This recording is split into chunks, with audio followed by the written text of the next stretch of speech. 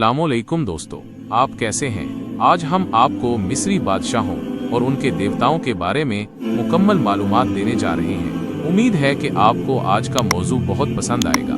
फिरौन किसी खास शख्स का नाम नहीं है, बल्कि शाहाने मिस्र का लक़ब था। जिस तरह चीन के बादशाह को खाकान और रूस के बादशाह को ज़ार और रोम के बादशाह को कैसर और ईरान के बादशाह को कसरीज कहते थे, इसी तरह मिस्र के बादशाह को फिरौन कहते थे। फिरौनों का दौर फ़िरौनिक एरा कदीम मिस्र की तहजीब का एक अहम और शानदार हिस्सा है, जो तकरीबन 3100 कबल मसीह से 30 कबल मसीह तक जारी रहा।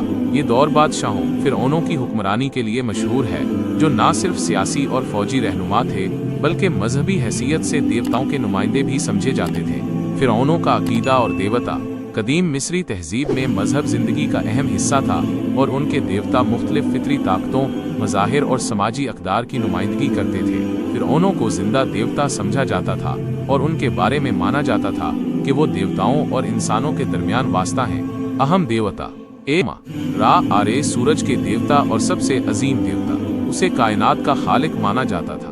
2 कोमा आमून आमून हवा और पोशीदा ताकतों के देवता, बाद में आमून रा के नाम से मशहूर हुआ और सबसे ताकतवर देवता बन गया। 3 कोमा ओजीरिस ओसाइरिस मौत, ज़राअत और आखिरत के देवता, उन्हें इंसाफ और दोबारा जन्म का देवता भी समझा जाता था। 4 कोमा एसिस आइसिस जादू, शिफा और माँ की मोहब्बत की देवी, ओजीरिस की बीवी और हॉरस की माँ।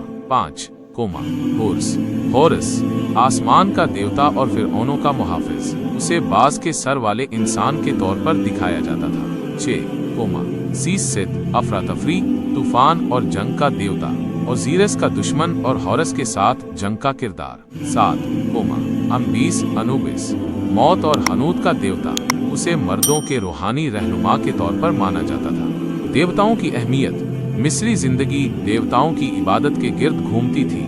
हर शहर और इलाके का अपना एक देवता होता था, जैसे थीबस में आमून और मेम्फिस में पता। फिरौन को देवताओं का नाइब समझा जाता था, और उसकी मौत के बाद उसे ओजीरिस की तरह देवता माना जाता था। देवताओं की इबादत के लिए शानदार मौबद बनाए जाते थे, जैसे करंग का मौबद और लक्सर का मौबद। अहराम पिरामिड्स फिरौनों के मकबरे और उनके देवताई मकाम की अलामत थे। रोजमर्रा जिंदगी में कुर्बानी, दुआएं और मजहबी त्यौहार आम थे। फिरौनों को अक्सर रा के बेटे के तौर पर पेश किया जाता था, और उनकी हुक्मरानी को देवताओं की मर्जी का मजहर समझा जाता था। ये अकीदा फिरौनों की मुतलकुल अनान हुक्मरानी को मजबूत करता था। फिरौनों के दौर में देवता न सिर्फ मजहबी अकायद का मरकज थे, बल्कि सियासत, मुआशरत और फ़न तामीर पर भी गहरे असरात मुरत्तब करते थे। उनका निज़ामे अकायद आज भी दुनिया भर के मुहक्किकीन और सयाहों के लिए दिलचस्पी का बाइस है।